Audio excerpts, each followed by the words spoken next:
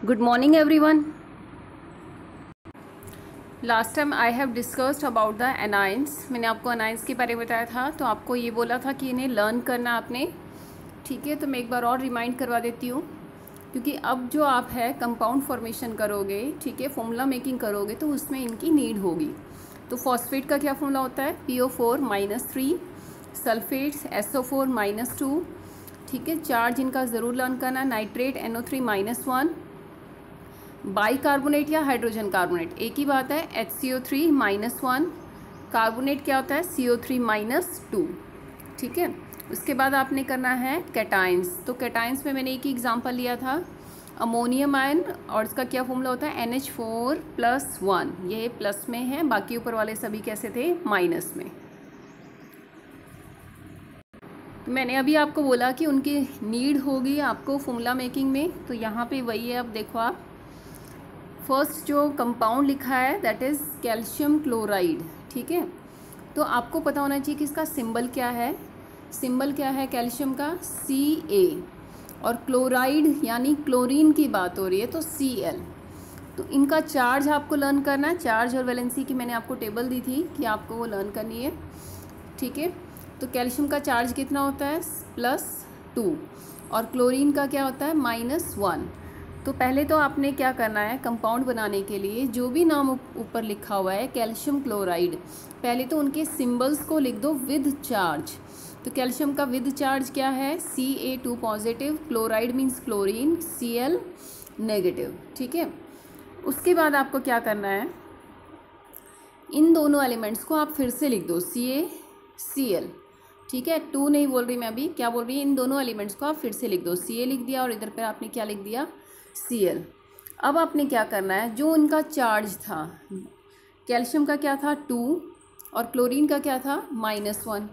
तो वो एक दूसरे के अपोजिट लिखना है उनके पैरों में, यानी उनके लेग्स में। ठीक है, तो अब देख लो कैसे। यहाँ पे कैल्शियम का चार्ज कितना है? +2, तो वो मैंने क्लोरीन के पैरों में लिख दिया है। क्लोरीन का चार्ज कितना? -1, तो मैंने यहाँ कैल्शियम के पैरों में लिखा है 1। ठीक है, बट 1 को हम लिखते नहीं हैं, तो इसका मतलब फॉर्मूला क्या बन गया? CaCl2। क्लियर? तो 1 अगर है तो उसे लिखने की ज़रूरत नहीं, बट 1 के अलावा कोई नंबर है तो आपको लिखना है। दूसरी बात, आपको जो चार्ज आपने ऊपर जब कंपाउंड बनाओगे तो ऊपर तो आप चार्ज मेंशन करो कि प्लस है या माइनस है, बट जब नीचे कंपाउंड बन जाता है उसके बाद आपने चार्ज नहीं दिखाना है, प्लस माइनस का चार्ज नहीं दिखाना है, सिर्फ नंबर्स को लिखना है। नेक्स्ट एग्जांपल देख लो, सोडियम कार्बोनेट। सबसे पहले सिंबल लिख दो सोडियम का विद चार्ज। ठीक है, विद वैलेंसी, तो क्या थी इसकी? +1। कार्बोनेट का क्या था? अभी आपको बताया था CO3-2। ठीक है, अब आपने सिंबल लिख दिया है। कार्बोनेट का क्या है? CO3-2। अभी जस्ट मैंने आज ही आपको बताया है। अब इन सिंबल्स को आप दोबारा लिख दो। सोडियम भी लिख दिया Na और CO3 भी आपने लिख दिया, चार्ज मत लिखना अभी। उसके बाद क्या करना आपने, जो -2 इसका चार्ज था वो आप सोडियम के पैरों में ले जाओ। ठीक है, अपोजिट ले जाते ना, इसका इसके पास और इसका इसके पास, सोडियम का कार्बोनेट के पास और कार्बोनेट का सोडियम के पास। तो CO3 ऊपर जो 2 था वो मैंने इसके पैरों में नीचे लिख दिया 2, बट माइनस नहीं लगाया। मैंने अभी बोला था चार्ज नहीं लगाना, माइनस नहीं लगाना है, सिर्फ नंबर लिखना है।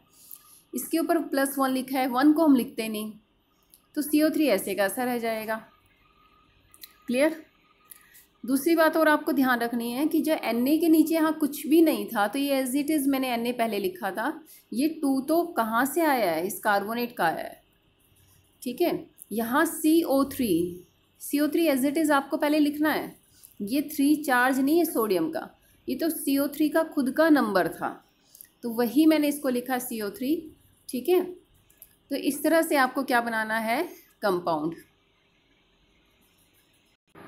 नेक्स्ट एग्जाम्पल आप फिर देख लो, क्या लिखा है मैंने यहाँ पर? Potassium phosphate. तो मैंने बताया था फॉस्फेट का क्या होता है? PO4-3। पोटेशियम का क्या होता है? K+1। अब देखो K+1 यानी पोटेशियम के ऊपर +1 है, 1 को हम लिखते नहीं। ठीक है, जब कंपाउंड बनाओगे तो उस टाइम 1 नहीं लिखोगे।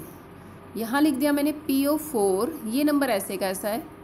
ठीक है, इसका 3 कहाँ आ गया पोटेशियम के पैरों में, पोटेशियम का 1 PO4 के पैरों में नहीं आएगा क्योंकि 1 को हम लिखते नहीं है, तो इसका फॉर्मूला क्या बन गया K3PO4।